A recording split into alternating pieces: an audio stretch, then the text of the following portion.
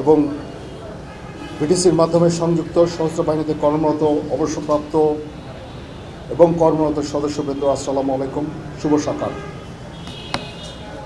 আপনারা জানেন যে বাংলাদেশ সশস্ত্র বাহিনী বোর্ড সশস্ত্র বাহিনীতে কর্মরত এবং অবসরপ্রাপ্ত সেনা সদস্য এবং তাদের পরিবারবর্গের কল্যাণার্থে প্রতিনিয়ত কাজ করে যাচ্ছে।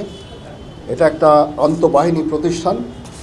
এই প্রতিষ্ঠানের মাধ্যমে আমরা ইতিপূর্বে 20টা জেলা থেকে 64টা জেলার কার্যক্রম পরিচালনা করে আসছিলাম, বিশেষ করে হেলথ কেয়ার যেটা।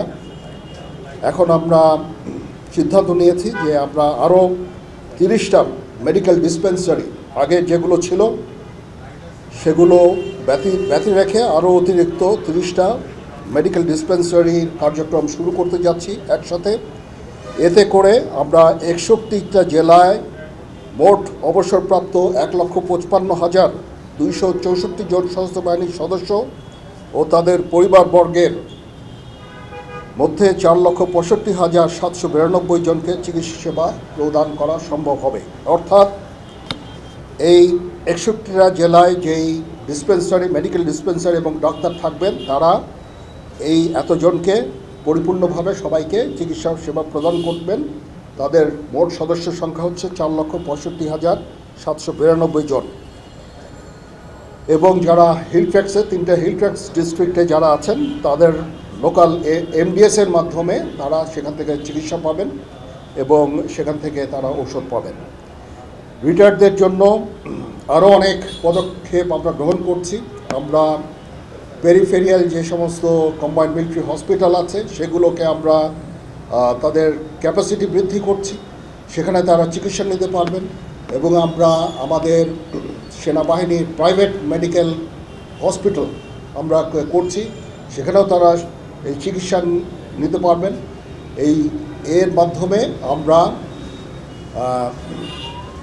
সার্ভিং এবং রিটায়ার্ড সবার জন্যই চিকিৎসা সেবার মান অত্যন্ত বৃদ্ধি করতে পারবো বলে আমি মনে করি।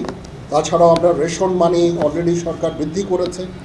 আগে যেখানে 475 টাকা করেছিল, সেখানে 1000 টাকা করে করা হয়েছে প্রতি জনের জন্য।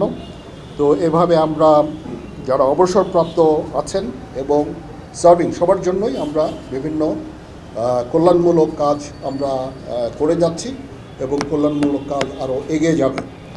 তো আজকে